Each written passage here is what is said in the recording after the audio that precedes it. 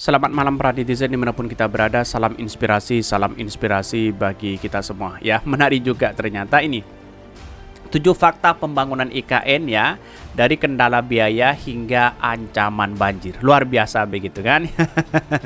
Kita lihat saja begitu, apakah narasi-narasi yang dibangun oleh para pakar politik begitu ya mengatakan bahwa wah ini ambisius sekali begitu. Katanya begitu ya.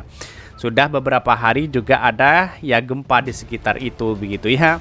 Ini menunjukkan bagaimana keseriusan pemerintah. Oke, dalam jangka panjang membangun IKN sebenarnya sah-sah aja begitu. Tetapi melihat realitas politik hari ini begitu kan ya, realitas perkembangan ekonomi kita begitu ya.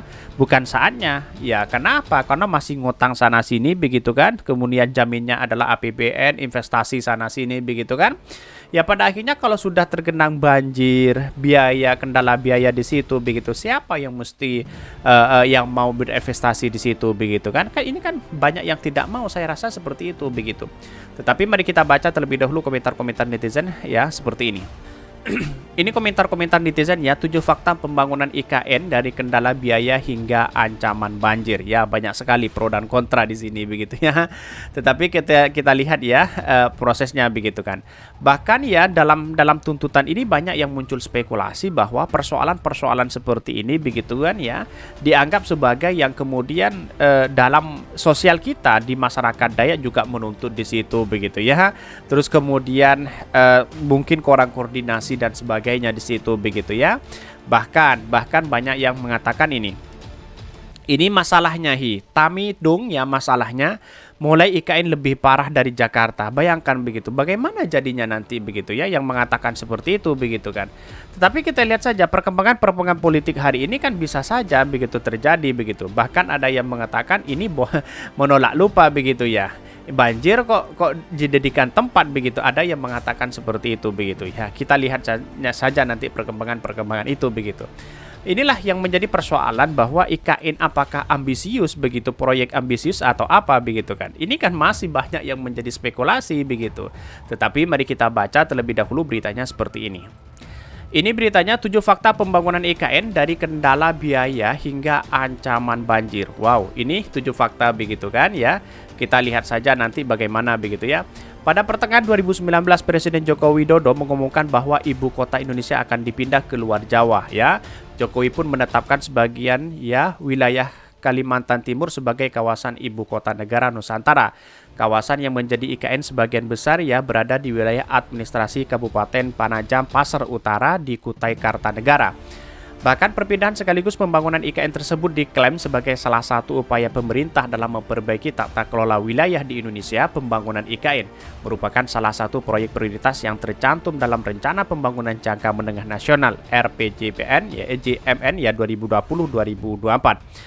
Bahkan tidak hanya itu, satu, pembangunan hunian ya IKN kejar target. Dengan rencana pemindahan IKN ya, ke depan pemerintah tengah mengejar target untuk pembangunan rumah susun bagi para pegawai ya plat merah yang akan dipindahkan ke IKN. Pegawai plat merah yang dimaksudkan adalah aparatur sipil negara ASN serta anggota Tentara Nasional Indonesia dan kepolisian ya, Kepala Balai Pelaksana Penyediaan Perumahan Kalimantan II ya, Kementerian Pekerjaan ya, Umum dan Perumahan Rakyat PUPR. Hujarat menyatakan jelang pembangunan rumah susun tersebut ya, ASN ditargetkan rampung pada Juli 2021. 2. Pembangunan fasilitas perlu ya dirampungkan ya. Saat ini fokusnya pembangunan IKN terlebih dari 2.000 hektar begitu.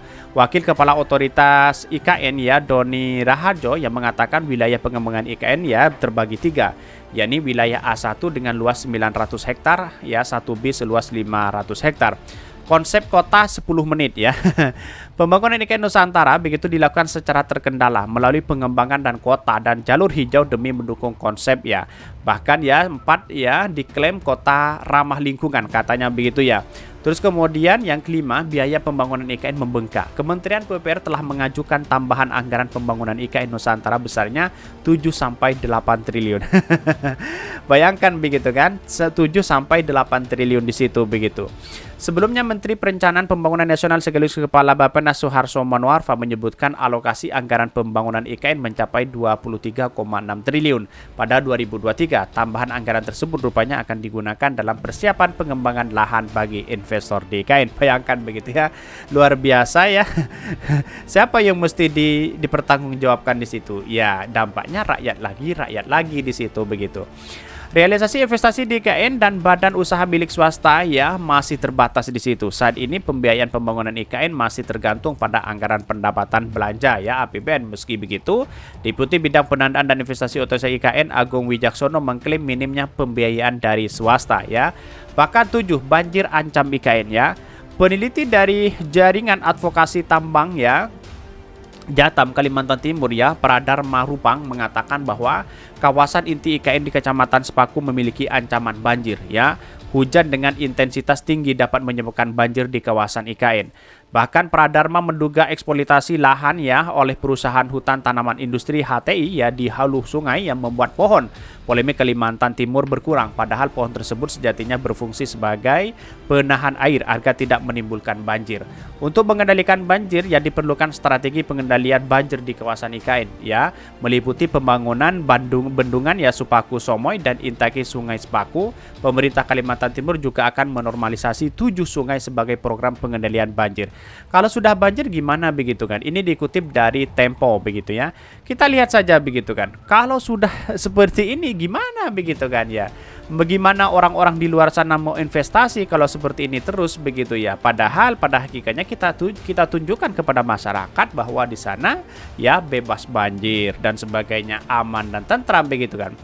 Tetapi anehnya di sini begini. Kenapa IKN ini sudah diobral ya? Padahal banyak yang belum investasi di situ begitu kan. Karena sudah tahu ibu kota itu kan seperti Brazil begitu ya, terus kemudian negara-negara yang lain begitu kan tidak efektif di situ begitu ya. Kemudian ada yang efektif tapi banyak yang gagal di situ begitu. Akhirnya kembali lagi begitu. Ya, ini kan menurut saya pribadi bisa jadi mangkrak di situ begitu, sudah bagus megah di situ begitu kan, tapi tahu-taunya tidak ada yang investasi ya rugi juga negara begitu kan. Di satu sisi sudah promosi sana sini begitu kan ya. Terus kemudian dengan Pak Jokowi mengatakan dengan PD-nya mengatakan IKN ini adalah dalam jangka panjang, bahkan katanya begitu ya orang-orang yang investasi di situ diberi kewenangan bebas pajak kalau nggak salah 10 tahun begitu kan. Terus kemudian di satu sisi mengatakan bahwa sampai pajaknya bisa naik dan sebagainya begitu kan. Ini kan banyak spekulasi di luar sana begitu. Ya, walaupun dalam jangka panjang sebenarnya baik-baik aja, tapi bangsa kita, rakyat kita masih belum siap dengan adanya IKN ini begitu kan. Ya, kalau seperti itu gimana begitu kan? Siapa yang mesti disalahkan begitu? Ya, wallahu a'lam. Di satu sisi orang-orang melihat bahwa apa yang dilakukannya begitu ini seolah-olah proyek ya proyek ambisius di situ begitu. Katanya begitu ya. Ya, ini bahkan syarat masalah tanah di IKN ya, Nusantara diambang bencana begitu kan. Ya, bisa saja nanti tergenang air dan sebagainya begitu kan. Inilah kutipan ya yang ditulis oleh Tempo begitu. Ini menarik begitu kalau kita baca begitu ya. Kenapa proyek-proyek Pak Jokowi itu kalau tidak mangkrak begitu ya, maaf kalau tidak digunakan ya, terus kemudian bisa saja mangkrak begitu ya. Ya, inilah kalau kita ambisius begitu ya. Ada kereta cepat utangnya luar biasa di situ begitu ya. Katanya Indonesia aman-aman aja begitu. Tetapi banyak yang korupsi di situ begitu. Dalam artian korupsi di Indonesia begitu ya. Bahkan kalau kita melihat bahwa dalam kerugian-kerugian banyak begitu kan. Carut-marut korupsi yang ada di Indonesia ini yang menjadi pertimbangan begitu ya. Kenapa begitu? Karena kita KPK harus bergerak secara cepat di situ begitu ya untuk melihat bagaimana pembangunan tol yang dikorupsi begitu, ada kerugian besar segera diperiksa dan di situ begitu kan. Jadi artinya bahwa kalau tidak ada korupsi ya sah-sah aja sebenarnya begitu kan. Maka di Indonesia itu kan banyak korupsi yang kemudian menjadi dampak juga kepada perekonomian kita begitu ya. Ini sangat disayangkan sekali ya. Mungkin itu yang kami sampaikan. Tonton terus channel Hodari Podcast Rakyat ini kan ada berita-berita menarik dan viral setiap harinya. Salam para netizen, salam inspirasi bagi kita semua. Jangan lupa di subscribe channel YouTube Hodari Podcast Rakyat ini.